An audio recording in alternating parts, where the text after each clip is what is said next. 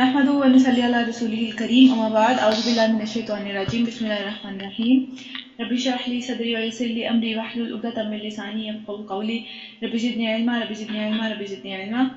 سورہ مؤمن آج ہم نے سٹارٹ کرنی ہے، پارہ نمبر 24 کے اندر ہے، مکی صورت ہے۔ اس کو سٹارٹ کرتے ہیں شروع اللہ کے نام سے جو بہت مہربان نہایت رحم کرنے والا ہے۔ حامیم، اس کتاب کا نزول اللہ تعالیٰ کی طرف سے ہے جو کہ بہت زبردست اور سب کچھ جاننے والا ہے، گناہ معاف کرنے والا اور لوگوں کی توبہ کو قبول فرمانے والا ہے، سخت ترین سزا دینے والا اور بہت بڑا صاحب فضل ہے۔ کوئی معبود، کوئی عبادت کے لائق، کوئی رب الہ اس کے علاوہ نہیں ہے، اس کی طرف سب کو پلٹنا ہے واپس۔ اچھا، اب یہاں پہ دیکھیں اللہ تعالیٰ نے پہلے بات کی کہ میں معاف کرنے والا ہے، توبہ کو قبول کرنے والا ہے، پھر اگر توبہ کو بندہ نہیں مانگتا اللہ تعالیٰ سے اس کے اوپر وہ بہت سخت سزا دینے والا بھی ہے، اور پھر بہت زیادہ صاحب فضل بھی ہے۔ ان سب باتوں کا تعلق ایک ہی بات سے ہے۔ حدیث میں پتہ چلتا ہے کہ نبی صلی اللہ علیہ وسلم نے ہمیں بتایا کہ جب کوئی انسان جو ہے وہ توبہ کرتا ہے اللہ تعالیٰ سے تو پھر وہ بالکل ویسا ہی ہو جاتا ہے جیسا کہ اس نے وہ گناہ کیا ہی نہیں، یا پھر اللہ تعالیٰ اگر وہ بہت زیادہ شرمندہ ہو اپنی اس چیز کی طرف سے اور اس سے بالکل ہی پلٹ جائے واپسی کی طرف، تو پھر اللہ تعالیٰ اس کے گناہوں کو اس کے نامہ اعمال سے بھی مٹا دیتے ہیں، بالکل ختم کر دیتے ہیں اس کے گناہ کو، تو اس کے نامہ اعمال سے اس چیز کو ختم کر دیتے ہیں۔ اچھا، اس کے اندر جو ہے وہ ایک اور بات کہ نبی صلی اللہ علیہ وسلم نے ہمیں بتایا کہ کوئی بندہ جو ہے جب کوئی غلطی کرتا ہے، یعنی جب کوئی گناہ کرتا ہے تو اس کے اوپر جو اللہ تعالیٰ اس کو پکڑتے ہیں وہ بالکل ہی اس کے جتنا ہی، یعنی کہ ایک غلطی کی ہے تو اس کا بدلہ بھی ایک سمجھ لیں ایک برائی اس کے بدلے میں لکھی جاتی ہے۔ لیکن جب کوئی اچھائی کا کام کرتا ہے تو صرف اس کی نیت سے سٹارٹ ہو کے، اور وہ کرتا بھی نہیں ہے، فرض کریں اس نے صرف نیت ہی کی اور اس نے صرف ابھی سوچا ہی ہے کہ وہ یہ کام کرے گا لیکن اس نے وہ کیا نہیں ہے اب تک، تو پھر وہاں سے ہی اس کی نیکیاں جو ہے وہ لکھی جانی سٹارٹ ہو جاتی ہیں، اور پھر اگر وہ کل گزرتا ہے تو پھر اس کا بدلہ جو ہے وہ 10 گنا یا پھر 700 گنا یا پھر اس سے بھی کہیں بڑھ کے اللہ تعالیٰ جو ہے وہ اللہ تعالیٰ کی مرضی، اللہ تعالیٰ جتنا مرضی اس کے اوپر فضل کرے۔ تو یہ ہے صاحب فضل ہونا، یعنی اللہ تعالیٰ اگر کسی کو بخش دیتے ہیں، کسی کو اللہ تعالیٰ جنت میں داخل کر دیتے ہیں، تو ہر اس شخص کو جس کو اللہ تعالیٰ نے انشاءاللہ اللہ ہم سب کو ان لوگوں میں سے کریں، تو پھر ان سب کے ساتھ اللہ تعالیٰ نے فضل کا معاملہ کیا ہے، کیونکہ اپنے اعمال کی بنیاد پہ کوئی بندہ بھی جنت حاصل نہیں کر سکتا۔ ہم چاہے ساری زندگی بھی جو ہے وہ اچھے کام کرتے گزار دیں، وہ جنت اتنی مہنگی ہے کہ وہ پھر بھی نہیں حاصل کی جا سکتی اللہ تعالیٰ کے فضل کے بغیر، جب تک کہ اللہ تعالیٰ اس بندے کے اوپر جس کو بھی اس میں داخل کریں گے، اللہ ہم سب کو اس میں داخل کریں، اس کے اوپر جو اپنا فضل نہیں کر دیں گے۔ تو یہ سب چیزیں اللہ سے مانگتے رہنا چاہیے۔ اللہ کی آیات میں جھگڑتے نہیں ہیں، مگر صرف وہ لوگ جھگڑتے ہیں جنہوں نے کفر کر دیا، جنہوں نے ماننا ہی نہیں ہے نا، صرف انہیں وہی کوئی نہ کوئی بہانے نکالتے ہیں۔ اس کے بعد دنیا کے ملکوں میں ان کی چلت پھرت، یہ جو ساری حرکتیں کر رہے ہیں، بہت ان کو جو مقام ملا ہوا ہے، بہت معاملات اچھے چل رہے ہیں، یہ سب چیز تمہیں کسی بھی دھوکے میں نہ ڈالے۔ اس سے پہلے نوح علیہ السلام کی قوم بھی اسی طرح جھٹلا چکی ہے نبی کو اپنے، اور پھر اس کے بعد بہت ساری دوسری جماعتوں نے بھی یہی کام کیا۔ ہمیشہ سے ایک جو کہتے ہیں نا سرشت کے اندر انسان کی یہ چیز ہے کہ وہ جب بھی حق کو دیکھتا ہے وہ اس کو جھٹلانے کی کوشش کرتا ہے، اگر اس کو لگے کہ یہ چیز میرے سے یہ دنیا کی آسائشیں چھین لے گی، اور پھر ہر قوم اپنے رسول پر جھپٹی تاکہ اسے گرفتار کر لے، اس کو کوئی نہ کوئی تکلیف پہنچائے یا اس کو جو ہے اپنے اندر سے نکال کے باہر پھینک دے۔ ان سب نے باطل کو استعمال کیا حق کو نیچا دکھانے کے لیے، انہوں نے کوشش کی اس چیز کو جو ہے وہ اپنی چیز کو اوپر لانے کی، لیکن آخر میں نے ان سب کو پکڑ لیا، اور پھر دیکھ لو کہ میری سخت سزا کیسی سخت تھی۔ اس طرح تیرا رب کا یہ فیصلہ ان کے اوپر صادق آ گیا کہ کفر جنہوں نے بھی کیا وہ اہل جہنم ہونے والے ہیں، وہ سب کے سب جہنم میں جانے والے ہیں۔ یعنی دنیا کے اندر بھی ان کے اوپر اس طرح کا عذاب آیا، اور آخرت میں تو ظاہر سی بات ہے کہ وہ پکڑے جائیں گے اس چیز کے اوپر۔ اللہ تعالیٰ ہم سب کو اس طرح کے انجام سے بچائے۔ عرش الہی جو کہ اللہ تعالیٰ کا عرش ہے، اس کو اٹھائے ہوئے جو فرشتے ہیں، کچھ فرشتے ہیں جنہوں نے اللہ تعالیٰ کے عرش کو اپنے کندھوں کے اوپر اٹھایا ہوا ہے، اور وہ عرش کے ارد گرد رہنے والے وہ فرشتے سب اپنے رب کی حمد کی ساتھ ساتھ اس کی تسبیح بیان کرتے ہیں۔ یعنی فرشتے جو اتنے قریب ہیں اللہ تعالیٰ کے، اللہ تعالیٰ کا عرش جو ہے اس کو اٹھایا ہوا ہے ان فرشتوں نے، تو وہ سارے کے سارے اللہ تعالیٰ کی حمد کے ساتھ ساتھ اس کی تسبیح صبح شام بیان کرتے ہیں، اور اس پر ایمان رکھتے ہیں، اور ایمان لانے والوں کے حق میں دعائے مغفرت بھی کرتے ہیں۔ یعنی دیکھیں وہ کتنے خیر خواہ ہیں، وہ اتنا اللہ کے قریب ہیں اور سفارش کرتے ہیں ایک طرح سے ان لوگوں کے لیے جو کہ ایمان والے ہیں، جو کہ نیک اعمال کرتے چلے جا رہے ہیں۔ وہ کہتے ہیں کہ اے ہمارے رب، تو اپنی رحمت اور اپنے علم کے ساتھ ہر چیز کے اوپر چھایا ہوا ہے، دنیا اور آسمان، کیا ہر طرح کی جو بھی چیز ہے جو ہمیں نظر آتی ہے یا نہیں نظر آتی، ان سب چیزوں کے اوپر اللہ تعالیٰ اپنے علم کے ساتھ اپنی رحمت کے ساتھ چھایا ہوا ہے۔ ان سب چیزوں کو اللہ تعالیٰ کے آگے ہی جھکنا ہے چاروں ناچار، بس معاف کر دے اور دوزخ کے عذاب سے ان لوگوں کو بچا لے جنہوں نے توبہ کر لی ہے۔ کیا ہمارے لیے یہ دعا کریں؟ کیا ہم ان لوگوں میں سے ہیں جن کے لیے یہ فرشتے اللہ کتنے قریب کھڑے ہو کے ہمارے لیے دعا کر رہے ہیں؟ کیا ہم وہ لوگ ہیں؟ تو وہ لوگ ہیں کون کہ جنہوں نے توبہ کر لی اور تیرا راستہ اختیار کر لیا. دیکھیں ہو سکتا ہے کہ ہم پہلے کچھ غلط کام کر رہے ہوں، ہو سکتا ہے ہماری زندگی کا بہت بڑا حصہ کسی غلط کام کے اندر ہو، لیکن ایک وقت ایسا آنا چاہیے کہ جہاں پہ ہم توبہ کر لیں، اور وہ وقت بہت آج کا ہی وہ وقت ہونا چاہیے، کیونکہ ہمیں نہیں پتا کہ کل ہماری زندگی کتنی لمبی لکھی ہوئی ہے. ہم بڑھاپے کا اگر ارادہ کرتے ہیں کہ بوڑھے ہو کے کر لیں گے، تو کیا پتا بڑھاپا بھی کتنا ہے، کب آئے گا، ہے بھی یا نہیں ہماری قسمتوں میں، یا اللہ تعالیٰ نے ہمیں اس سے پہلے ہی واپس بلا لینا ہے. تو آج ہی وہ وقت ہے کہ جب ہم توبہ کر لیں اور سیدھا راستہ اختیار کر لیں. پھر وہ کہتے ہیں کہ اے ہمارے رب، اور داخل کر ان کو ہمیشہ رہنے والے باغات میں جن کا تو نے ان سے وعدہ کیا. دیکھیں کتنی پیاری وہ دعا ہمارے لیے کر رہے ہیں اگر ہم ان لوگوں میں شامل ہیں تو، اور ان کے اولاد کے لیے، ان کے والدین کو بھی اور بیویوں کو بھی اور اولاد میں سے بھی جو کہ صالح ہوں، جو کہ نیک لوگ ہوں، ان سب کے لیے وہ دعا کریں. یعنی اب ظاہر سی بات ہے جو بہت ساری نسلیں میرے آگے آنے والی ہیں وہ تو میرے سامنے نہیں ہے، لیکن وہ ان کے لیے بھی دعا کر رہے ہیں کہ ان میں سے بھی جو نیک ہے انہیں بھی تو ہے وہی والا ایک طرح سے فضل عطا کر رہا ہے اللہ، اور ان کو بھی وہاں ان کے ساتھ ہی پہنچا دے. تو دنیا میں جو نیک اولاد ہے وہی اپنے والدین کے ساتھ ساتھ کھڑی ہوگی جنت میں اور قیامت والے دن. جو بری اولاد ہے اس کا تعلق صرف دنیا تک ہے.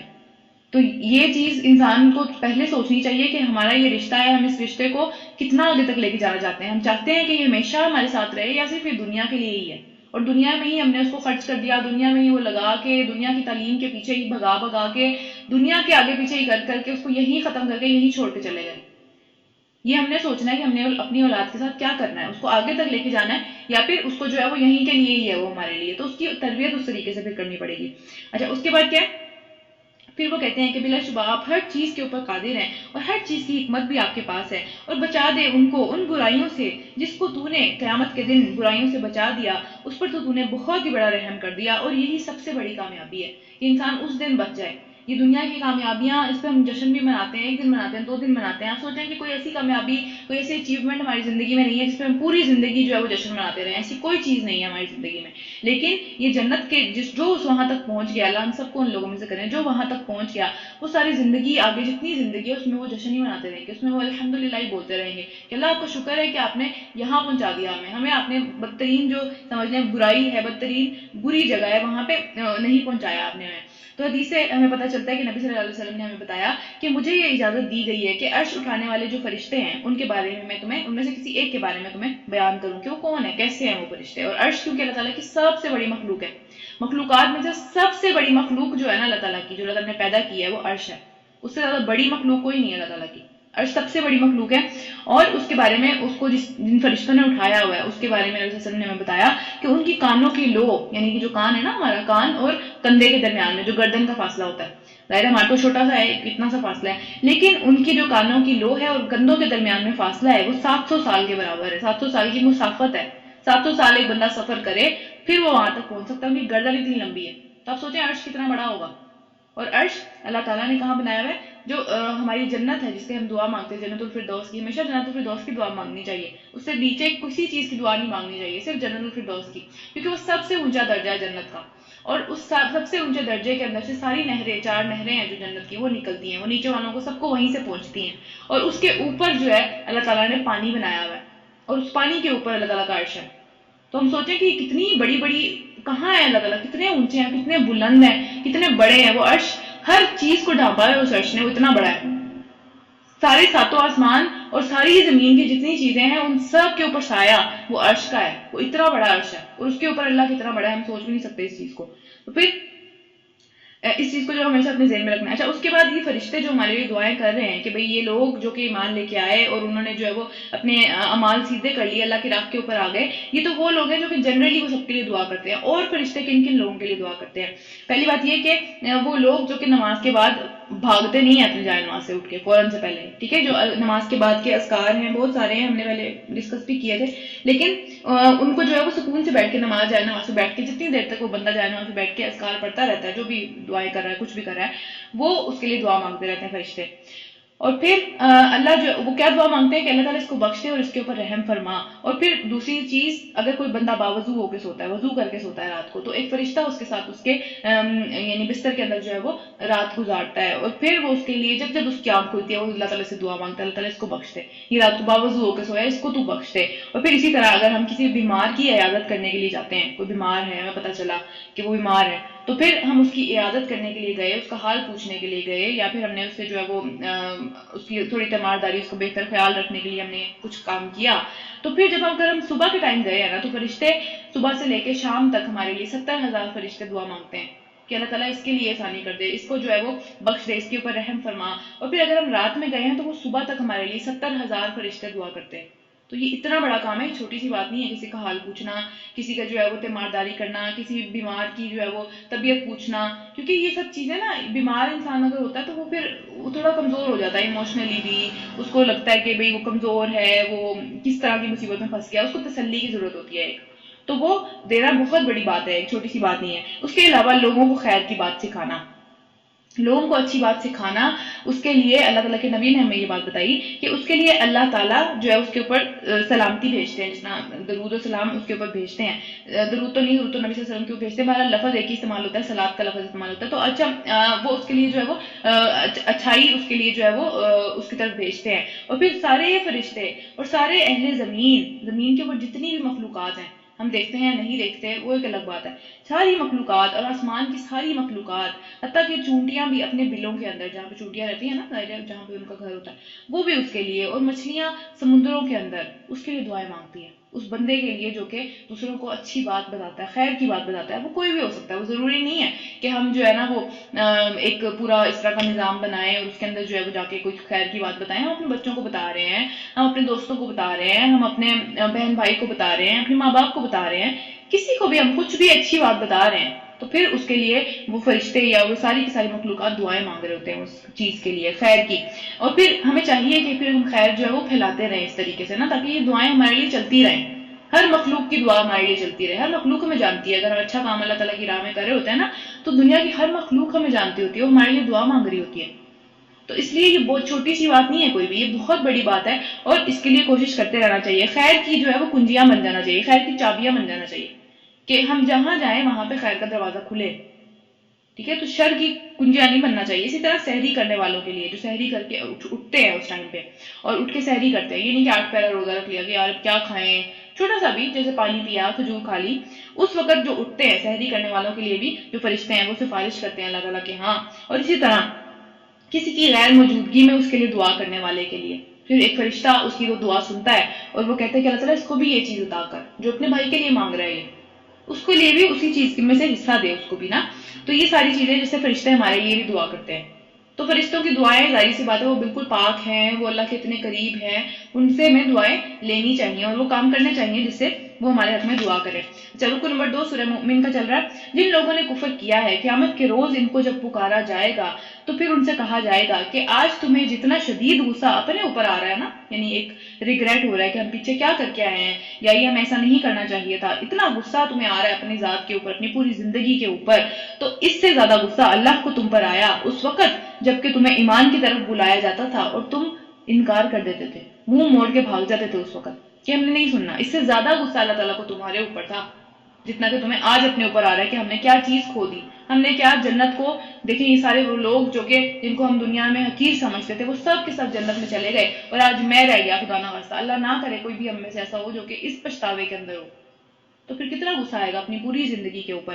اور وہ کہیں گے کہ اے ہمارے رب، تو نے تو واقعی ہمیں 2 دفعہ موت دی اور 2 دفعہ زندگی دی، اور اب ہم اپنی ساری غلطیوں کا اعتراف کرتے ہیں کہ واقعی ہم سے غلطیاں ہو گئی، ہمیں ایسا نہیں کرنا چاہیے تھا، کیا اب ادھر سے نکلنے کی کوئی راستہ ہے کہ ہم واپس چلے جائیں، واپس جا کے ہم پروف کر کے دکھائیں کہ بھئی نہیں ہم ایسے نہیں ہیں، کیا اب واقعی ایسا کوئی راستہ ہے؟ اب یہاں پہ 2 زندگی اور 2 موت کی بات ہوئی ہے۔ پہلی زندگی وہ تھی جو کہ ہمیں اللہ تعالیٰ نے روحوں کی شکل میں دی تھی، ٹھیک ہے، تو بلکہ نہیں، اس کی بھی ہم زندگی، وہ پوری زندگی کی اس کی بات نہیں کریں گے، ایک زندگی ہے جو یہاں پہ اور ایک وہ دوسری جو کہ اگلی زندگی میں آئے گی، جو کہ جہاں پہ کھڑے ہو کے یہ بات کریں۔ اور 2 دفعہ موت کس طرح سے دی اللہ تعالیٰ نے؟ ایک تو یہ کہ جب روحوں کو، جب اللہ تعالیٰ نے بنایا سب کو تو وہاں پہ سب کو موت دے دی گئی تھی، پھر اس کے بعد پھر ظاہری بات ہے وہ ایک موت کا سارا ٹائم تھا، پھر اس کے بعد ہم زندہ ہوئے، اس زندگی کے اندر آئے، اور پھر اس کے بعد دوبارہ موت آئی، ایک جو زندگی میں یہاں موت آئے گی ہم سب کو آئے گی، ہم زندہ ہیں، اس کے بعد تو پھر کوئی موت نہیں ہے نا، ظاہری سی بات ہے جب ہم وہاں اٹھ جائیں گے پھر تو اس کے بعد کوئی بھی موت نہیں ہے، موت کو بھی موت دے دی جائے گی اس وقت، تو کوئی بھی موت اس کے بعد پھر نہیں ہے۔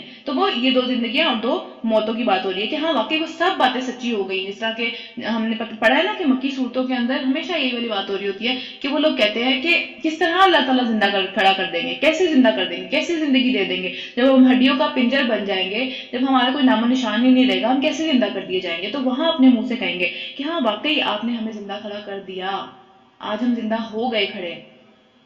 تو اس سے پہلے ہی اس چیز کے اوپر ایمان لے کے آنا ہے جبکہ وہ غیب میں ہے, جب ہم اس کو دیکھ نہیں رہے تب اس کے اوپر ایمان لے کے آ رہے ہیں, کیونکہ ایمان کا ٹیسٹ ہی تب ہے کہ ہم اللہ کی بات مانتے ہیں یا ہم سمجھتے ہیں کہ ہمیں جب نظر آئے گا ہم تبھی مانیں گے. یہ بات ہے. تو پھر آگے چلتے ہیں. کیا یہاں سے نکلنے کا بھی کوئی راستہ ہے؟ تو انہیں جواب کیا دیا جائے گا کہ یہ حالت جس میں تم مبتلا ہو, یہ عذاب کی کیفیت, یہ اتنا پچھتاوا, یہ اتنا غصہ, یہ اس وجہ سے ہے کہ جب اکیلے اللہ کی طرف تمہیں بلایا جاتا تھا تو تم مانتے نہیں تھے, تمہیں یہ بات برداشت ہی نہیں تھی کہ اکیلے اللہ تعالیٰ کی عبادت کیوں کی جائے. اور پھر جب اس کے ساتھ دوسروں کو بھی ملایا جاتا تھا شریک کرنے کے لیے کہ ہاں ٹھیک ہے اللہ کی بھی تھوڑی بہت عبادت کر لو, تھوڑی اس کی مان لو, تھوڑی اس کی مان لو, اس طریقے سے, تو تم مان جاتے تھے اس بات کو کہ ہاں ٹھیک ہے مطلب اللہ تعالیٰ کی بھی ہم مان لیں گے لیکن ساری اللہ کی نہیں مانیں گے. آج ہمارا بھی بالکل یہی حال ہے نا کہ ہم اللہ تعالیٰ کی بھی سمجھتے ہیں کہ مانتے تو ہیں لیکن ساری نہیں مانتے, ہم اپنی مرضیاں بھی کرتے ہیں درمیان میں.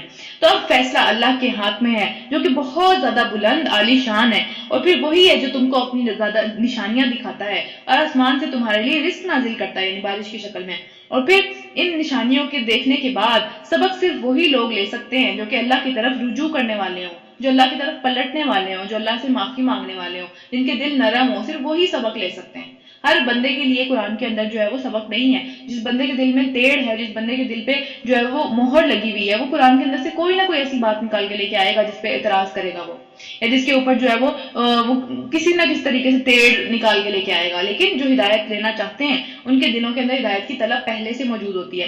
تو بس اے رجوع کرنے والو, اے اللہ کی طرف پلٹنے والو, اللہ ہی کو پکارو, اپنے سارے دین کو اسی کے لیے خالص کر کے, اس کے علاوہ کسی کے آگے نہیں جھکنا, اس کے علاوہ کسی کی بات نہیں ماننی, اس کے علاوہ کسی کے طریقے پہ نہیں چلنا. اور پھر تمہارا یہ فعل چاہے کافروں کو کتنا ہی برا کیوں نہ لگے, چاہے دنیا والے کتنی ہی بری باتیں کیوں نہ کریں, ہم کام اللہ کے لیے کریں گے, ہم کام لوگوں کے لیے دکھانے کے لیے نہیں کریں گے. اور وہ بہت بلند درجوں والا اور بہت اونچا عرش کا مالک ہے وہ. اب عرش کی ہم نے بات کیا نا کہ عرش کا پہلے بھی پیچھے بھی ذکر آیا ہے, تو یہاں پہ بھی دوبارہ عرش کا ذکر آ رہا ہے. حدیث سے ہمیں پتہ چلتا ہے کہ اللہ تعالیٰ نے 4 چیزیں اپنے ہاتھوں سے بنائی ہیں, 4 چیزیں بالکل اپنے ہاتھوں سے بنائی ہیں, اور باقی سب کی سب چیزیں اللہ تعالیٰ نے کن کہا کہ ہو جا اور وہ ہو گئی. لیکن 4 چیزیں ایسی ہیں جو اللہ تعالیٰ نے اپنے ہاتھوں سے بنائی ہیں, ان میں سے ایک عرش ہے, پھر قلم ہے جس نے ساری تقدیر کی بک لکھی ہوئی ہے, پھر اس کے بعد آدم علیہ السلام کو اللہ تعالیٰ نے اپنے ہاتھوں سے بنایا تھا, اس کے بعد جنت عدن جو ہے اس کو اللہ تعالیٰ نے اپنے ہاتھوں سے بنایا. تو دیکھیں اللہ تعالیٰ کی ہاتھوں کی بنائی ہوئی چیز ہم مس نہیں کرنا چاہتے. کیا خوبصورت ہوگی یہ دنیا, اللہ تعالیٰ نے اپنے ہاتھ سے نہیں بنائی, پھر اتنی خوبصورت ہے. ہم دیکھتے ہیں دنیا میں اتنی خوبصورتی ہے, اتنی پیاری دنیا ہے کہ ہمارے منہ سے مطلب بلا ایسے ہی سبحان اللہ نکل جاتا ہے نا کہ کتنی پیاری ہے یہ چیز. کچھ چیزیں ہم دنیا میں دیکھتے ہیں, تو وہ جنت تو پوری اللہ تعالیٰ نے اپنے ہاتھ سے بنائی ہوئی ہے. کیا ہم اسے مس کرنا چاہتے ہیں اس چیز کو؟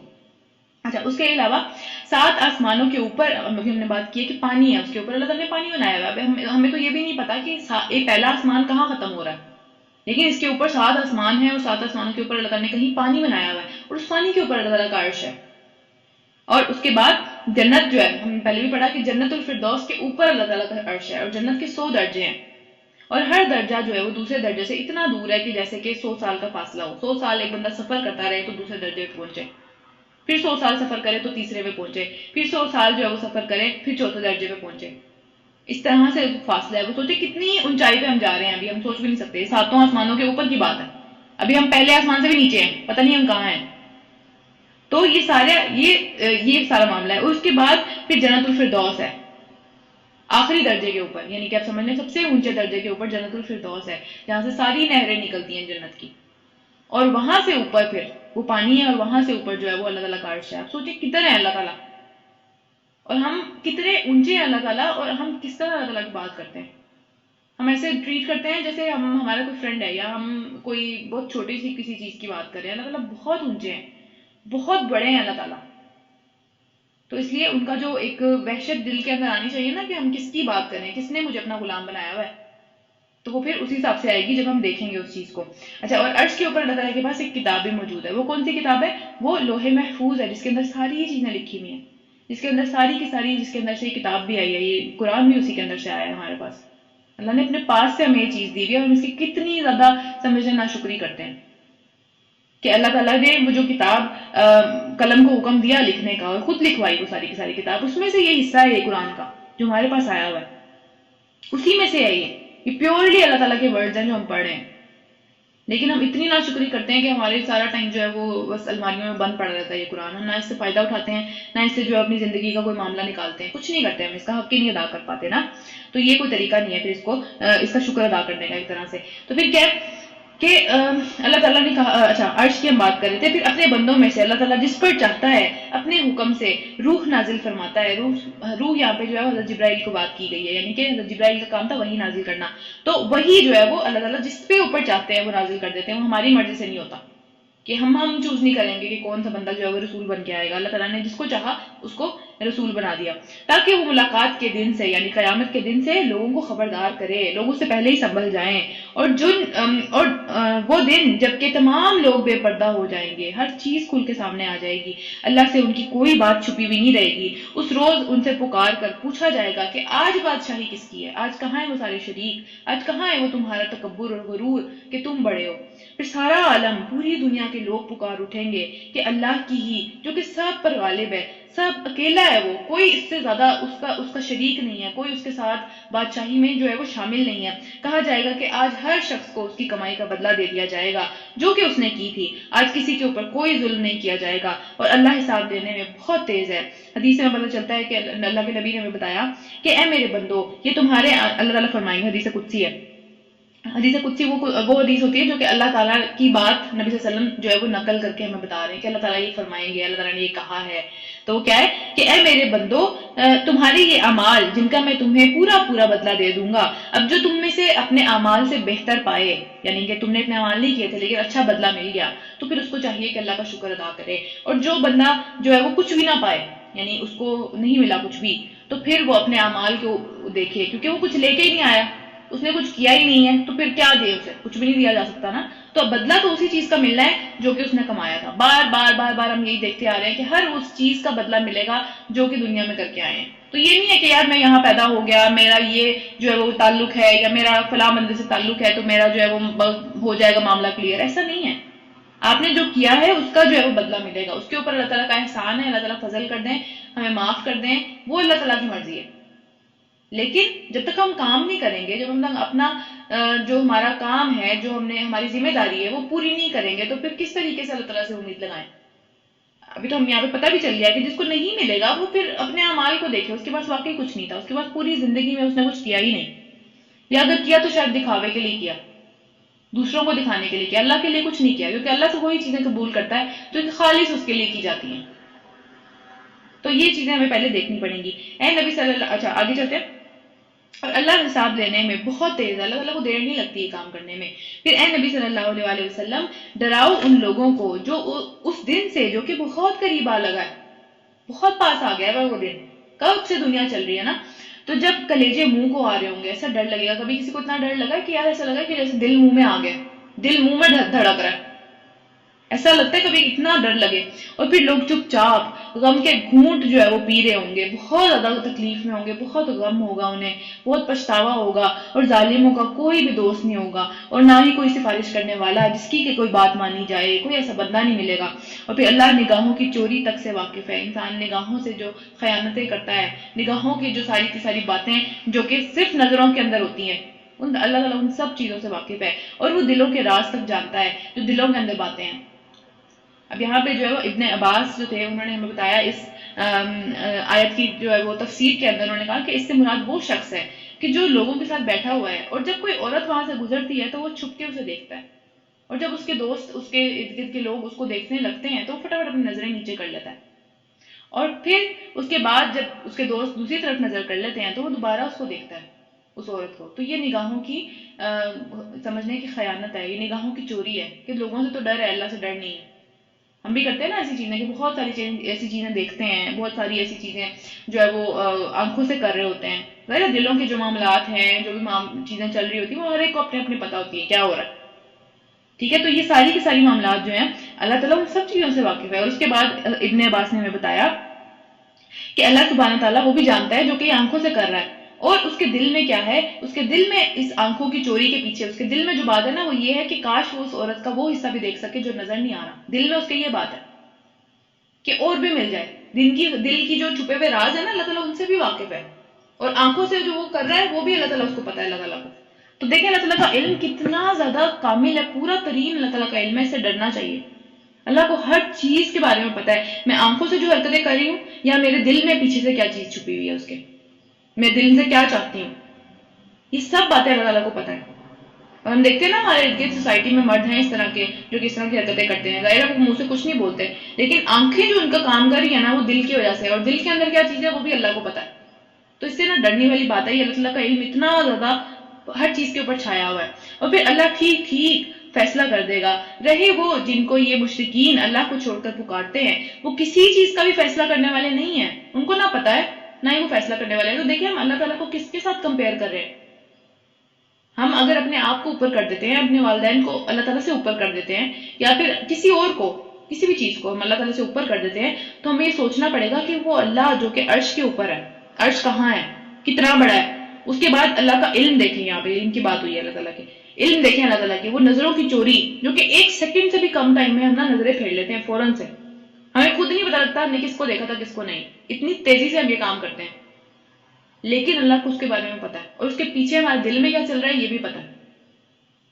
تو یہ اللہ کا ہی حق ہے کہ اس کو ہی بڑا مانا جائے، اسی کو خدا مانا جائے. اس جیسا کوئی نہیں ہے اس پوری زمین اور آسمان کے اندر، کوئی نہیں ہے اس جیسا جو کہ اتنا جس کا علم ہو، اتنا اس کے پاس جو ہے وہ اتھارٹی ہو، اتنا زیادہ اس کے پاس جو ہے وہ لوگوں کی طاقتیں کے اوپر وہ سب سے بڑا طاقتور موجود ہے. دیکھیں تو پھر وہ تو کسی بھی چیز کا فیصلہ نہیں کر سکتے. بلا شبہ اللہ یہ سب کچھ جاننے والا اور سننے والا ہے. رکو نمبر 3، کیا یہ لوگ کبھی زمین میں چل پھر کر نہیں دیکھے کہ انہیں ان لوگوں کا انجام نظر نہیں آتا کہ ان سے پہلے جو گزر چکے ہوئے ہیں وہ ان سے بھی زیادہ طاقتور تھے، اور ان سے بھی زیادہ زبردست قسم کی چیزیں انہوں نے زمین کے اندر چھوڑی ہیں.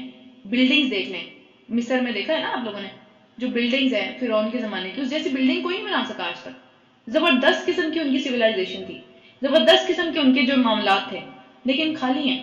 لوگ کہاں گئے؟ وہ تکبر والے لوگ کہاں گئے؟ وہ جو اللہ تعالیٰ کو چھوڑ کے اپنے اندر پڑ گئے تھے. مگر اللہ نے ان کے گناہوں پر انہیں پکڑ لیا، اور ان کو اللہ سے بچانے والا کوئی بھی نہ تھا. کوئی بندہ نہیں بچا ان کو بچانے والا. یہ ان کا انجام اس لیے ہوا کیونکہ ان کے پاس ان کے اپنے اندر سے رسول آئے تھے کھلی کھلی نشانیاں لے کے. ان کے اندر سے لوگ آئے تھے بتانے کے لیے انہیں کہ ایسا نہ کرو، یہ چیز ٹھیک نہیں ہے. اور انہوں نے کیا کیا؟ ماننے سے انکار کر دیا. اور پھر آخرکار اللہ نے ان کو پکڑ لیا. یقیناً وہ بہت طاقت والا اور سخت سزا دینے والا ہے.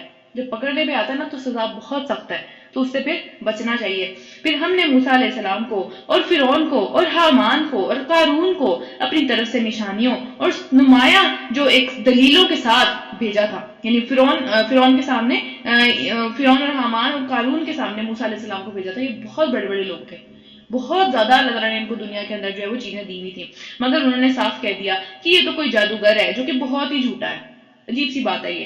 پھر جب وہ ہماری طرف سے حق لے کر ان کے سامنے آیا، یعنی وہ جو واضح نشانیاں اللہ تعالیٰ نے موسیٰ علیہ السلام کو عطا کی تھی، تو انہوں نے کہا کہ جو لوگ ایمان لا کر اس کے ساتھ شامل ہوئے ہیں ان سب کو قتل کر دو. دیکھیں جب ہم کسی چیز کا مقابلہ نہیں کر سکتے نا تو پھر اس کو جھٹلا دیتے ہیں. جب ہم کسی چیز کو ماننا نہیں چاہتے اور ہم مطلب بالکل ہار جاتے ہیں نا اس چیز کے سامنے، تو پھر ہم اپنی طاقت کا اظہار کرتے ہیں وہاں پہ.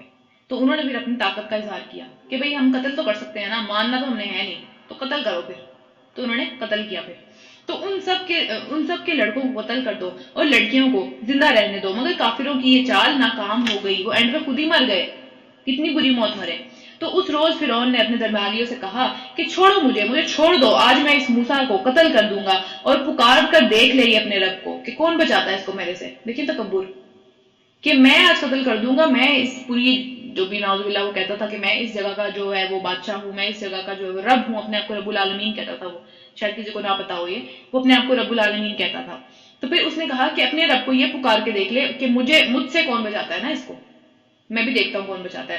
مجھے تو ڈر ہے کہ یہ تمہارا طریقہ زندگی لائف سٹائل ہی بدل دے گا اس دنیا میں. یعنی کیونکہ اس کو بڑا فخر تھا اس چیز کے اوپر، اپنے لائف سٹائل کے اوپر، اپنی سویلائزیشن کے اوپر. ان کو بہت فخر تھا ان لوگوں کو، کیونکہ بہت اچھے طریقے سے رہتے تھے وہ لوگ. ہم کچھ نہیں ہیں ان کے آگے. اور پھر ملک کے اندر جو ہے وہ فساد برپا کرے گا. موسیٰ علیہ السلام نے کہا کہ میں تو ہر اس تکبر کرنے والے کے مقابلے میں جو کہ آخرت کے دن کے اوپر ایمان نہیں رکھتا، جو کہ اپنے آپ کو سمجھتا ہے، وہ سمجھتا ہے کہ اس دنیا کے اندر ہی سارا معاملہ میں نے برابر کرنا ہے، آخرت کا دن ہی نہیں ہے جس کے اوپر کوئی حساب کتاب کا معاملہ ہوگا، تو پر اپنے رب اور تمہارے رب کی پناہ لے لیتا ہوں۔ میرے لیے تو پناہ اللہ کی ہے، باقی جو مرضی میرے سامنے کھڑا ہو۔ آپ سوچیں کہ اس وقت کس طرح کی کیفیت ہوتی ہوگی کہ جب پوری قوم آپ کے خلاف کھڑی ہوئی ہے اور وہ مارنے کی دھمکی دے رہے ہیں، اور وہاں پہ اتنی سمجھ لے اطمینان سے جو اللہ کے نبی ہیں وہ کہہ رہے ہیں کہ میں اللہ کی پناہ لیتا ہوں، مجھے پتا ہے وہ مجھے بچا لے گا۔ رکن نمبر 4، اس موقع پر آل فرعون میں سے ایک شخص جو کہ مومن تھا اور اب تک اپنا ایمان چھپایا ہوا تھا، اس نے یعنی فرعون کی قوم میں سے تھا وہ، لیکن اس نے اپنا ایمان ابھی تک ظاہر نہیں کیا تھا، وہ دل سے ایمان لے آیا ہوا تھا لیکن لوگوں کو بھی پتا نہیں تھا، تو وہ بول اٹھا، اس نے اپنا جو ایمان ہے وہ لوگوں کے سامنے ظاہر کر دیا، اور کیا کہا؟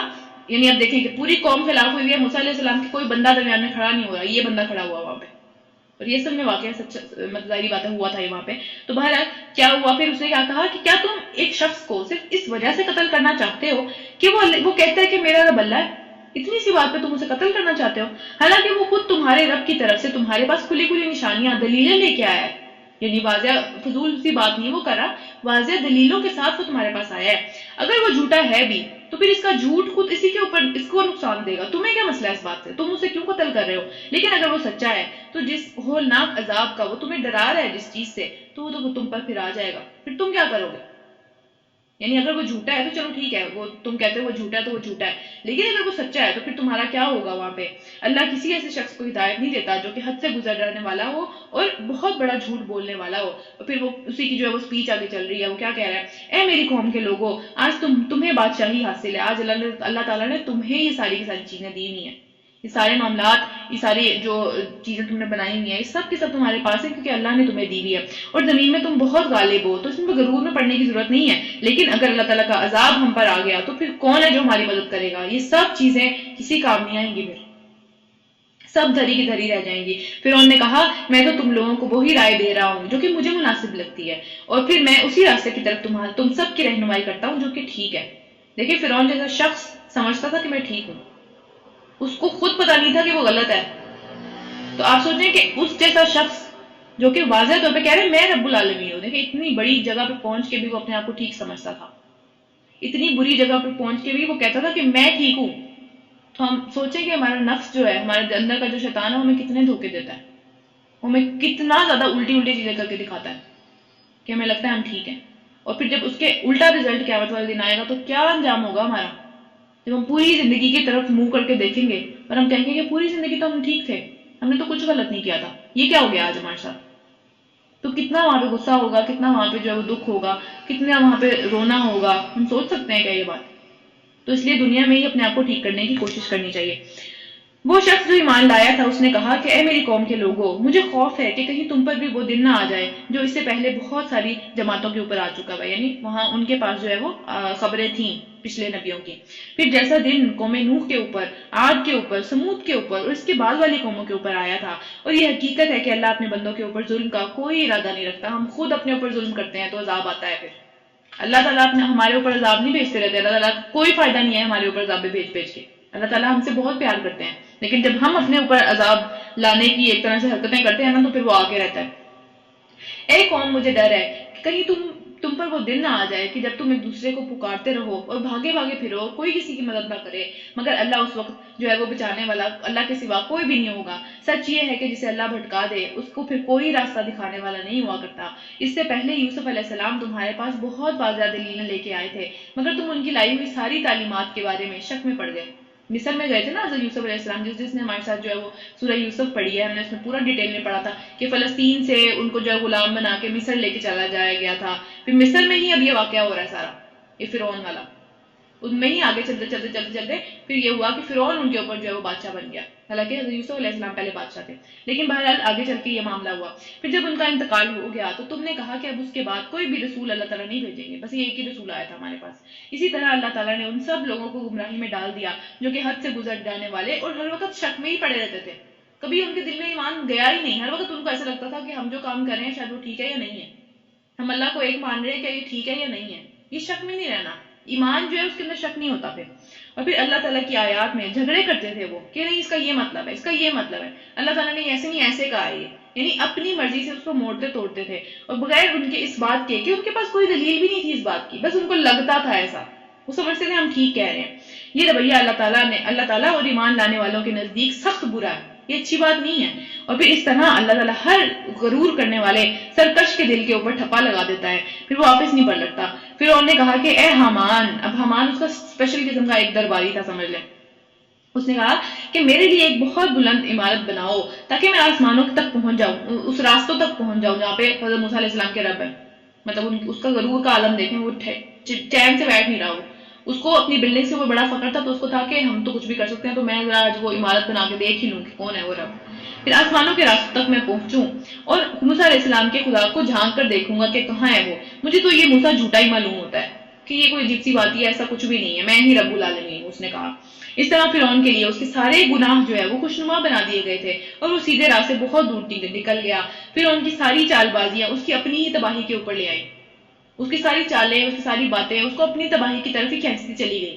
رکن نمبر 5، وہ شخص جو ایمان لایا تھا، پھر سے اس کی بات آ رہی ہے، وہ بولا کہ اے میری قوم کے لوگوں، میری بات مانو، میں تمہیں صحیح راستہ بتا رہا ہوں، یہی راستہ سیدھا ہے اللہ کی طرف جانے والا۔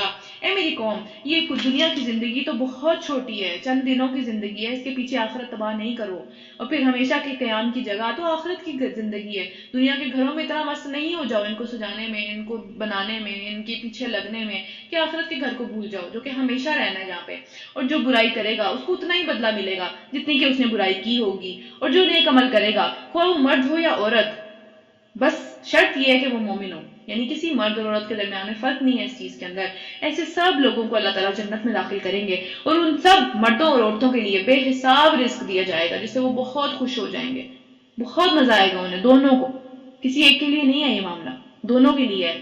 اے میری قوم، آخر یہ کیا بات ہے کہ میں تم لوگوں کو جس نجات کی طرف بلاتا ہوں، یعنی تم لوگوں کو میں اچھی راہ کی طرف بلا رہا ہوں، اچھا مشورہ دے رہا ہوں، اچھی چیز کی طرف تم لوگوں کو بلا رہا ہوں، اور تم مجھے جس چیز کی طرف بلا رہے ہو وہ آگ ہے، یعنی تم مجھے اتنا برا بدلہ دے رہے ہو، خود بھی اس میں جو ہے وہ آگ کے اندر جا رہے ہو اور مجھے بھی آگ کی طرف بلا رہے ہو۔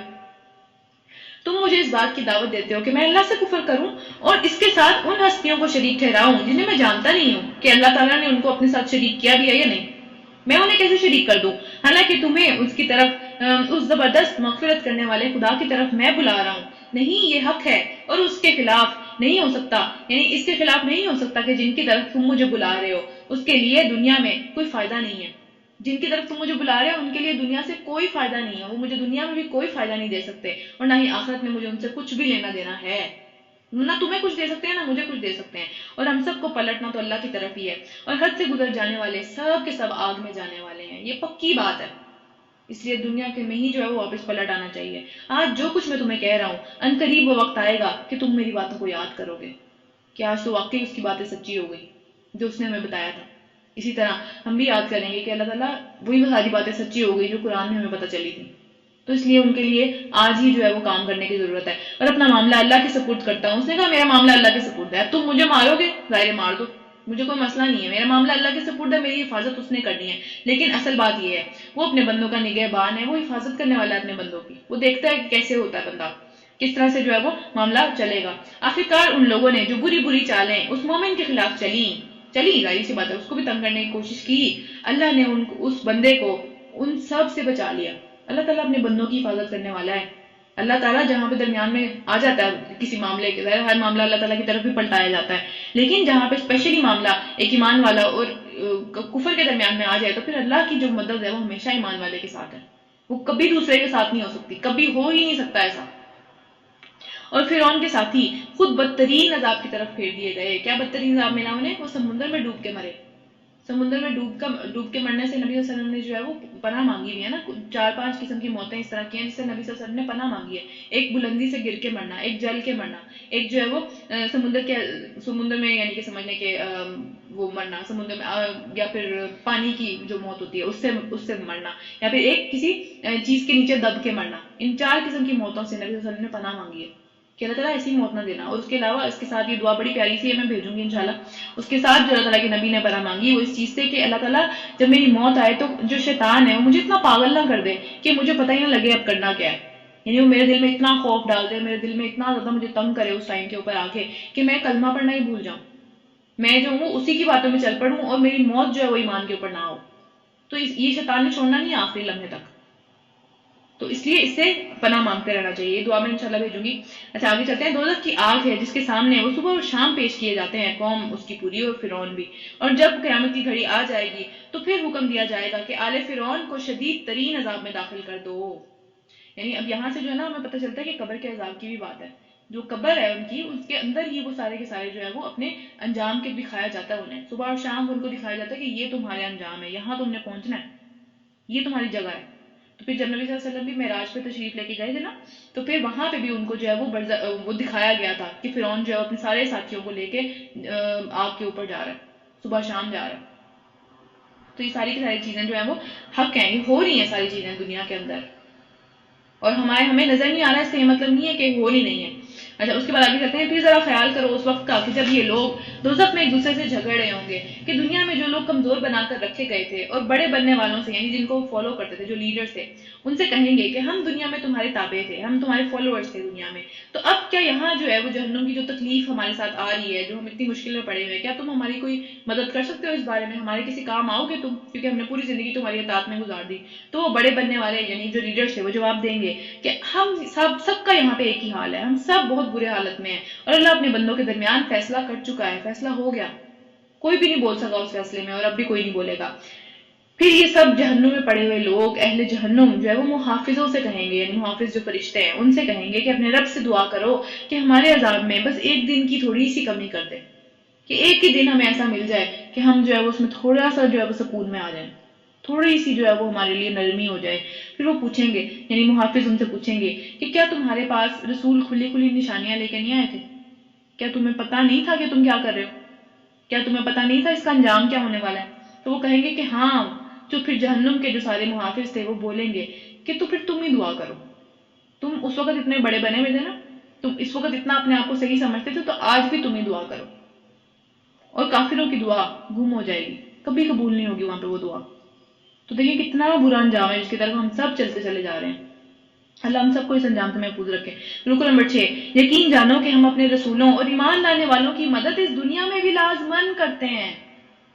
ہر ایک بندہ جو کہ اللہ تعالیٰ کے اوپر ایمان لے کے آیا ہے، اس کے اوپر ڈٹا ہوا ہے، اس کی مدد اللہ تعالیٰ لازمی کرتے ہیں.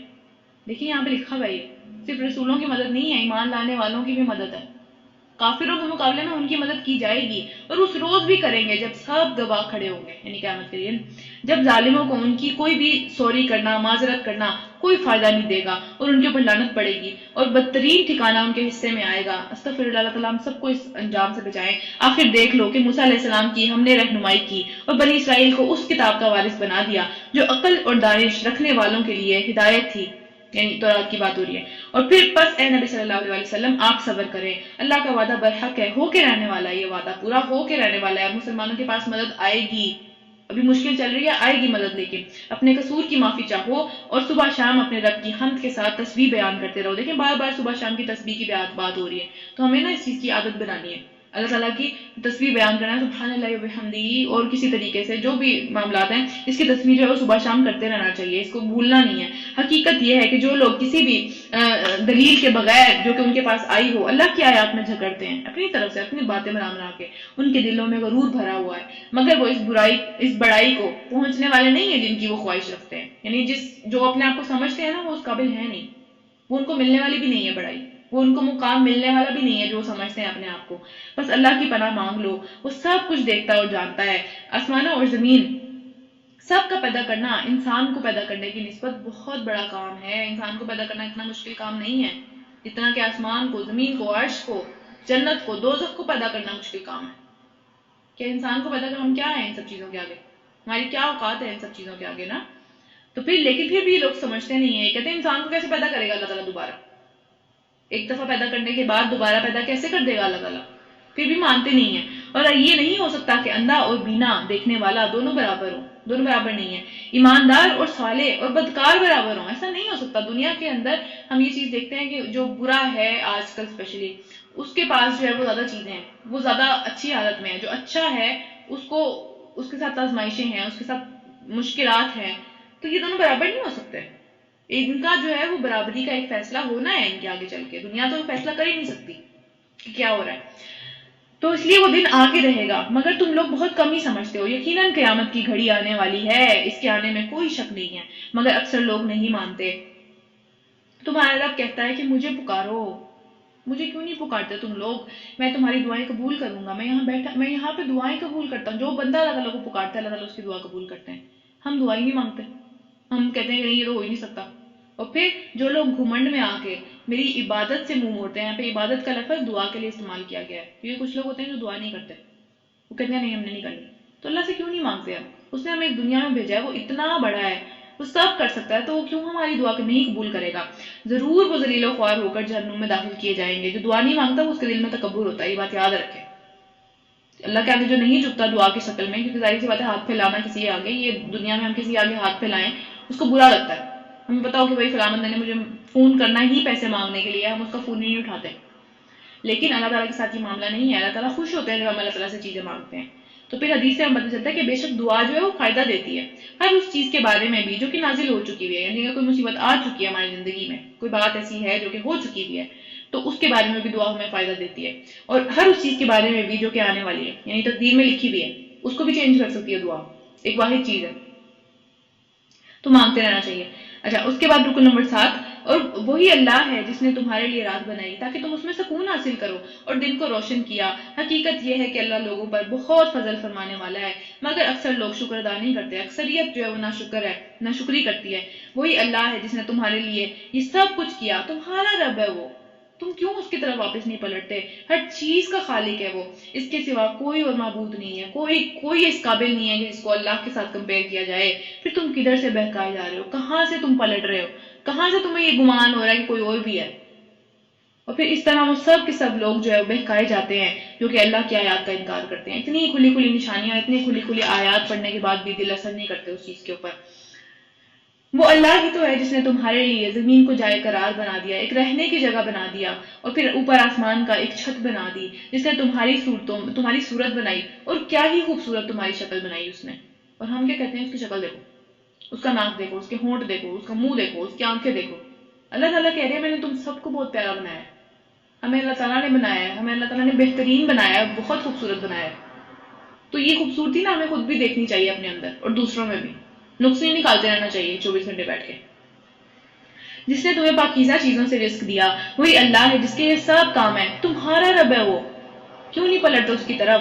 بے حساب برکتوں والا ہے وہ، کائنات کا رب ہے، وہی زندہ ہے، اس کے سوا کوئی معبود نہیں ہے۔ تم اسی کو پکارو اپنے دین کو صرف اس کے لیے خالص کر کے، یعنی اپنی زندگی کو صرف اس کے لیے خالص کر کے۔ دین کا مطلب صرف مذہب نہیں ہے، صرف جو ہے وہ رسمیں یا پھر کوئی عبادات، یہ سب دین کا مطلب نہیں ہے۔ دین کا مطلب ہے زندگی کا لائف سٹائل، ہماری زندگی گزارنے کا طریقہ۔ تو ساری تعریفیں اللہ رب العالمین کے لیے ہی ہیں۔ اے نبی صلی اللہ علیہ وآلہ وسلم، اب یہ دیکھیں یہاں پہ الحمدللہ رب العالمین کا لفظ آیا ہے، تو یہی وہ چیز ہے، الحمدللہ وہ پہلا لفظ تھا جب حضرت آدم علیہ السلام کو اللہ تعالیٰ نے پیدا کیا، تو ان کے منہ سے پہلی بات جو نکلی تھی، ان کو سب سے پہلے چھینک آئی تھی جب اللہ تعالیٰ نے ان کے اندر روح پھونکی تھی، پھر انہوں نے کیا کہا؟ الحمدللہ۔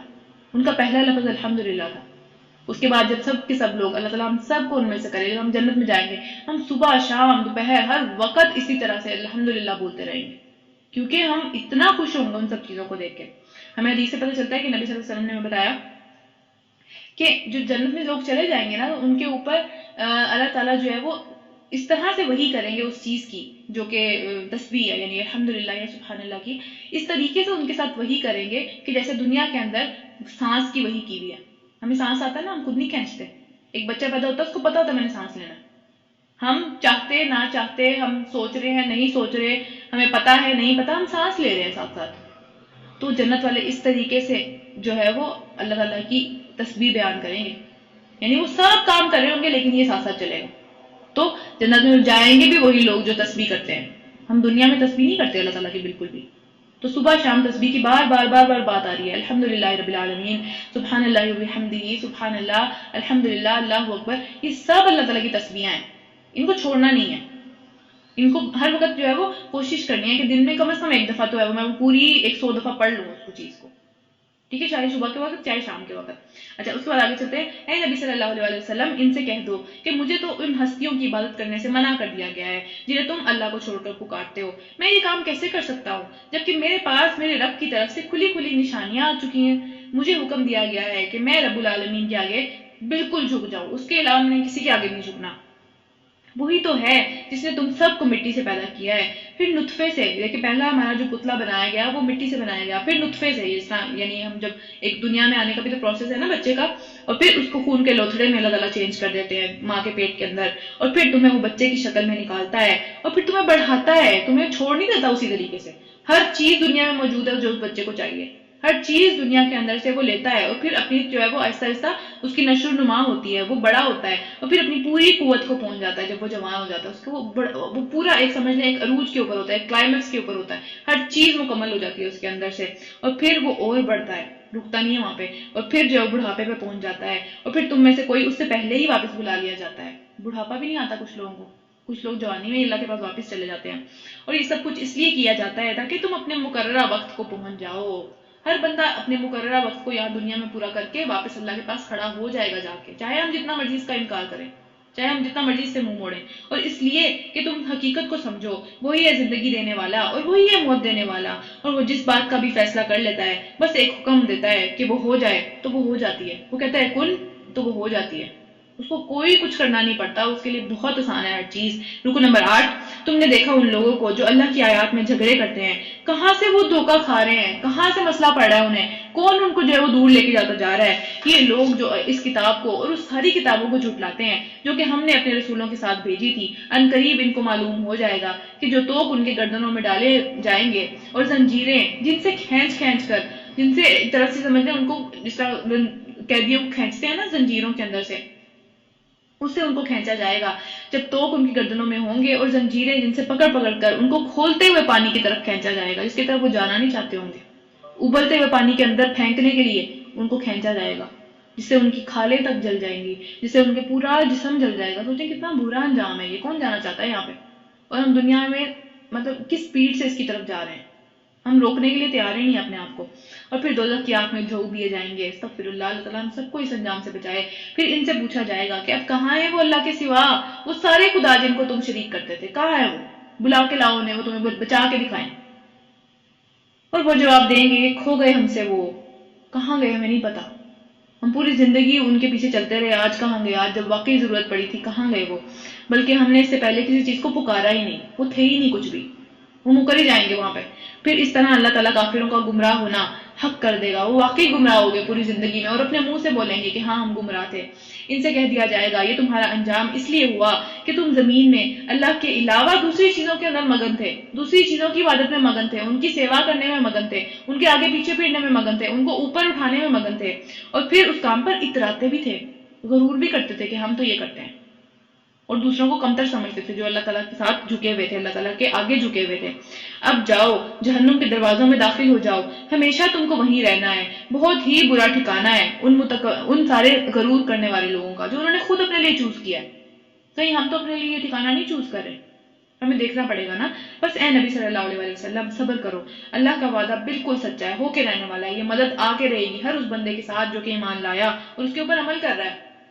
اب خواہ ہم تمہارے سامنے ہی ان لوگوں کو برے نتائج کا کوئی حصہ دکھا دیں، یعنی عذاب ان کے اوپر دنیا میں یہ تھوڑا بہت آ جائے جن سے ہم ان کو ڈرا رہے ہیں، یا پھر اس سے پہلے ہم تمہیں دنیا سے اٹھا لیں، یعنی نبی صلی اللہ علیہ وسلم کو کے جانے کے بعد وہ عذاب آئے شاید، پھر پلٹ کر آنا تو انہیں ہماری طرف ہی ہے، وہ عذاب تو آ کے رہنا ہے، آج نہیں آئے گا کل آ جائے گا۔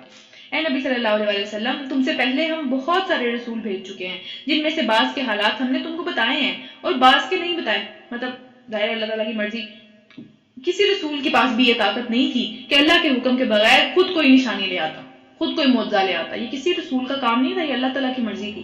بس جب اللہ تعالیٰ کا حکم آ گیا تو حق کے مطابق بالکل فیصلہ کر دیا گیا، اور اس وقت سارے کے سارے لوگ بہت خسارے میں پڑ گئے، بہت بڑے جو ہے وہ لوزرز ہو گئے وہ، کیونکہ وہاں پہ جو ہے وہ دنیا کے اندر ہی فیصلہ کر دیا گیا کہ کون لوگ رہیں گے اور کون لوگ نہیں رہیں گے۔ پھر آگے چلتے ہیں، رکو نمبر 9، اللہ ہی ہے جس نے تمہارے لیے یہ سارے مویشی پیدا کیے، یہ سارے مویشی بنائے تاکہ ان میں سے تم کسی کے اوپر تو سوار ہو اور کسی کا گوشت کھاؤ۔ ہم فائدہ کھاتے ہیں نا جانوروں سے، ان کے اندر تمہارے لیے اور بہت سارے فائدے ہیں، اور اس کام میں وہ اس کام بھی آتے ہیں کہ تمہارے جو دلوں میں ہے، جہاں جانے کی خواہش ہوتی ہے، وہ تمہیں وہاں تک پہنچا دیتے ہیں. یعنی کہ اس کے اوپر ہم سفر کرتے ہیں، جانوروں کے اوپر پہلے تو سفر کرتے تھے، اب تو ڈفرینٹ ہو گیا، لیکن بہرحال جانوروں کے اوپر سفر کرنے کے بھی کام آتے ہیں وہ. اور پھر ان پر بھی تم سفر کرتے ہو، اور کشتیوں کے اوپر بھی تم سفر کرتے ہو. اللہ اپنی یہ ساری نشانیاں تمہیں دکھا رہا ہے. دیکھیں اللہ کی نشانیاں ہیں. کشتی سب سے پہلے کس نے بنائی تھی؟ حضرت نوح علیہ السلام نے بنائی تھی. اللہ تعالیٰ نے ان کو سکھائی تھی وہ. تو یہ سب چیزیں اللہ کی نشانیاں ہیں. اللہ تعالیٰ یاد آنی چاہیے یہ سب چیزیں دیکھ کے. آخر تم کن نشانیوں کا انکار کرو گے؟ کس سے تم منہ پھیرو گے؟ ہر جہاں دیکھو گے میری نشانی نظر آئے گی، جہاں دیکھو گے اس کا تعلق میرے سے ہے، ہر چیز کا. اور پھر کیا یہ زمین میں چلے پھرے نہیں ہیں کہ ان کو ان لوگوں کا انجام نظر آتا جو ان سے پہلے گزر چکے ہیں؟ اور یہ ان تعداد میں ان سے کہیں زیادہ تھے وہ لوگ، اور طاقت میں ان سے کہیں بڑھ کر تھے. ان کے پاس تو وہ چیزیں تھی جو ان کے پاس ہے ہی نہیں، پھر بھی اتنا غرور ہے. اور زمین میں ان سے زیادہ جو شاندار آثار انہوں نے چھوڑے. ہم پہلے بھی پڑھ چکے ہیں، اس طرح کی آیت پہلے بھی آ چکی ہے نا، کہ زمین کے اندر ان کی جو بلڈنگز تھیں، ان کے جو معاملات تھے، وہ اتنے اچھے تھے، اتنے بڑے بڑے تھے کہ اس طرح کے ہمارے ساتھ ہیں ہی نہیں معاملات. پھر کیا ہوا کہ جو کمائی انہوں نے کی آخر کار وہ ان کے کسی کام نہ آئی. یہی رہ گیا سب کچھ. آخرت کی اگر ہم تیاری نہیں کریں گے، یہ دنیا تو چھوڑ کے جانا ہی ہے. پھر کیا لے کے جائیں گے ساتھ؟ صرف اعمال جانے ہیں ساتھ، کچھ بھی نہیں جانا. اور تو جب ان کے رسول ان کے پاس کھلی کھلی نشانیاں لے کر آئے تو وہ اسی علم میں مگن رہے جو ان کے پاس پہلے تھا. انہوں نے کہا ہمارے ماں باپ یہ کرتے تھے، ہمارے ماں باپ کو ہم نے یہی کرتے ہوئے دیکھا، ہمارا تو یہی دین ہے، ہم اسی طریقے سے کرتے ہیں، ہم تمہاری بات نہیں مانیں گے. تو پھر اس چیز میں وہی چیز ان کے پاس واپس آ گئی جس کا وہ مذاق اڑایا کرتے تھے، یعنی کہ عذاب آ گیا دنیا کے اندر بھی. تو جب انہوں نے ہمارا عذاب دیکھ لیا تو پکار اٹھے کہ ہم نے مان لیا اللہ وحدہ لا شریک لہ کو، جس کا کوئی شریک نہیں، اب ہم کبھی شریک نہیں کریں گے، ہمیں چھوڑ دیں. تو پھر اور ہم انکار کرتے ہیں ان سب معبودوں کا جنہیں ہم شریک ٹھہرایا کرتے تھے، ہم انہیں کبھی نہیں مانیں گے، ہم صرف اللہ کو ہی مانیں گے. مگر ہمارا عذاب دیکھ لینے کے بعد بھی ان کا یہ ایمان ان کا کوئی فائدہ نہیں کر سکا. دیکھیں ایمان تبھی فائدہ دیتا ہے جب وہ غیب میں ہو، جب ہم غیب کے اوپر ایمان لے کے آئیں. غیب کیا ہے کہ ہمیں پتہ نہیں ہے، ہم نے وہ عذاب ابھی تک دیکھا نہیں ہے، ہم نے صرف اس کی خبریں ہی سنی ہیں. ابھی تک ہم نے اللہ تعالیٰ کے فرشتے ابھی تک دیکھے نہیں ہیں، صرف خبریں سنی ہیں. تب ایمان لے کے آنا ہے، دیکھنے کے بعد نہیں ایمان لے کے آنا، وہ کسی فائدے کا نہیں ہے اس وقت. کیونکہ یہی اللہ کا مقرر کردہ قانون ہے. ہر ایک کے ساتھ یہی معاملہ ہے. کوئی بھی بندہ غیب کا پردہ ختم ہو جانے کے بعد اس کا ایمان قابل قبول نہیں ہوتا، وہ نہیں فائدہ دیتا کسی بھی. اور پھر جو ہمیشہ اس کے بندوں میں جاری رہا ہے اور آگے بھی جاری رہے گا، ہمیشہ یہی معاملہ ہے. اور اس وقت کافر لوگ سخت خسارے میں پڑ گئے. یعنی جس نے اس وقت ایمان لے کے آیا تو پھر اس کا ایمان اس کو فائدہ نہیں دے گا. سورہ حامیم سجدہ، یہ بھی مکی صورت ہے. شروع کرتے ہیں اللہ کے نام سے جو بہت مہربان نہایت رحم کرنے والا ہے. حامیم، یہ خدائے رحمان اور رحیم کی طرف سے نازل کردہ کتاب ہے. یہ ایک ایسی کتاب ہے جس کی آیات خوب کھول کھول کر بیان کر دی گئی ہیں. عربی زبان کا قرآن ہے، یہ بہت پیاری عربی زبان میں نازل کیا گیا ہے ان لوگوں کے لیے جو علم رکھتے ہیں. بشارت دینے والا اور ڈرانے والا ہے. ہر علم رکھنے والا ہی اس سے ڈرتا ہے، ہر علم رکھنے والا ہی اس میں سے فائدہ اٹھا سکتا ہے. اگر ہمارے پاس علم ہی نہیں ہے، اگر ہمیں کچھ عطا پتہ ہی نہیں ہے کسی چیز کا، ہمارے پاس جو ہے وہ کسی بھی قسم کا کوئی بھی معلومات ہے ہی نہیں اس چیز کے بارے میں، تو پھر ہم کیسے ڈریں گے؟ جب ہمیں پتہ ہی نہیں ہوگا اللہ ہے کون، ہم ڈریں گے کیسے اللہ تعالیٰ سے؟ جب ہمیں پتہ ہی نہیں ہوگا کہ جنت کیا ہے تو ہم اس کی کوشش کیسے کریں گے؟ نہیں کریں گے نا کوشش. تو اس لیے علم بہت ضروری ہے. مگر ان لوگوں میں سے اکثر نے اس سے منہ موڑ لیا اور وہ سنتے ہی نہیں ہے اس کو. وہ کہتے ہیں ہم نے سننا ہی نہیں، ہمارے کانوں سے ہی دور رکھو اسے.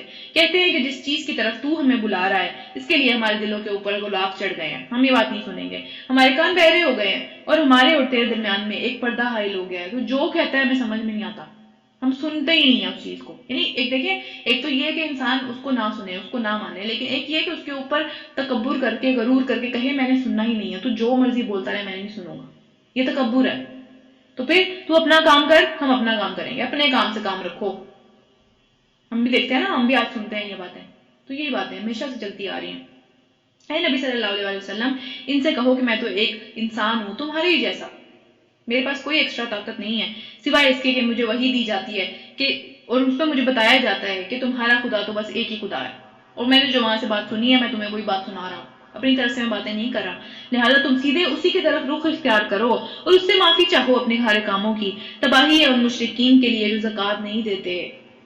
تو مشرکین کے اندر بھی لوگ ایسے تھے جو کہ زکوٰۃ نہیں دیتے تھے، وہاں پہ بھی لوگ جو ہے وہ اللہ کی راہ میں خرچ کرتے تھے، لیکن جو مشرکین نہیں کرتے تھے کیونکہ وہ کہتے تھے کہ ہمارا جو ریلیجن ہے، ہمارا جو دین ہے وہ ابراہیم علیہ السلام کا دین ہے، لیکن وہ فالو نہیں کرتے تھے اسے، تو وہاں پہ ان کی بھی بات ہو رہی ہے کہ ان مشرکین کے لیے تباہی ہے جو زکوٰۃ نہیں دیتے اور آخرت کے منکر ہیں، ان کو لگتا ہی نہیں ہے کہ آخرت میں کھڑے ہونا اللہ تعالیٰ کے سامنے، اللہ نے پوچھنا ہے اس زکوٰۃ کے بارے میں، کیونکہ دیکھیں نا زکوٰۃ اس طرح کا معاملہ ہے کہ ہم وہ دے دیتے ہیں اور اس کا ہمیں دنیا میں کوئی فائدہ نظر نہیں آتا، اس طرح سے بہت واضح کہ بھئی ہاں کیا فائدہ ہوا، مجھے ہر سال دینی پڑتی ہے اور یہ معاملہ ہے اور وہ معاملہ ہے۔ مسلمانوں میں سے ایسے بہت سارے لوگ ہیں جو کہ زکوٰۃ نہیں دیتے، تو یہ بہت بڑی تباہی کی بات ہے۔ زکوٰۃ دینا ایک بہت لازمی چیز ہے ہمارے اوپر، اور قیامت والے دن جو لوگ زکوٰۃ نہیں نکالتے اپنے جو بھی بنتی ہے ان کے اوپر، ان کے گلوں میں وہ مال سارا توپ کی شکل میں اور سانپوں کی شکل میں آ جائے گا اور وہ اس کو ڈستے رہیں گے، تو اس مال کا کیا فائدہ جو ہمارے اپنے اوپر ہی جو ہے وہ مصیبت کا باعث بن جائے، اس سے بہتر ہے کہ ہم اس کو دے کے اپنی جان چھڑائیں۔ اور رہے وہ لوگ جنہوں نے مان لیا، جنہوں نے حکم کو مان لیا اور نیک اعمال کیے، ان کے لیے یقیناً ایسا اجر ہے جس کا سلسلہ کبھی ٹوٹنے والا نہیں ہے، وہ کبھی ختم نہیں ہوگا۔ آج ہم دنیا میں دیکھتے ہیں نا کہ بھائی میں زکوٰۃ دے دی تو میرا مال ختم ہو جائے گا، ہر دفعہ ہر سال مجھے اتنی نکالنی پڑتی ہے، مال ختم ہو جائے گا، لیکن جس چیز کے لیے ہم یہ کام کر رہے ہیں نا وہ چیز کبھی ختم نہیں ہونے والی، اور اس دنیا کے اندر اگر ہم بچا بھی لیتے ہیں تو پھر بھی وہ ختم ہو جائے گا، کیونکہ وہ ہے ہی ختم ہونے والی چیز۔ اگر نہیں بھی ختم ہوتا ہماری زندگی ختم ہو جائے گی، پھر کیا کریں گے؟ تو یہ دنیا ہے ہی سمجھ لیں ٹیمپریری، اس میں ہمیشگی نہیں ہے، تو جس کے لیے ہم کوشش کر رہے ہیں نا وہ ہمیشگی کی جگہ ہے، اور وہاں پہ اگر خدا نہ خواستہ کوئی برا انجام پہ پہنچ گئے تو وہ بھی رہے گا ہمیشہ، وہ کبھی ختم ہونے والا نہیں ہے۔ یہاں پہ ہم دنیا میں کہتے ہیں نا کہ اتنی بری زندگی ہے، مر ہی جائے بندہ، وہاں کیا کہیں گے؟ وہاں تو کچھ بھی نہیں ہے، وہاں تو صرف دو قسم کے کام ہیں، یا تو اچھا یا برا، بس اس کے درمیان میں کچھ نہیں ہے۔ تو ہم کس کے لیے کوشش کر رہے ہیں، کہاں جانا چاہ رہے ہیں، یہ ہمیں خود سوچنا ہے آج۔ چلیں اس کو یہیں پہ ختم کرتے ہیں۔ ربنا تقبل منا انک انت السمیع العلیم وتب علینا انک انت التواب الرحیم۔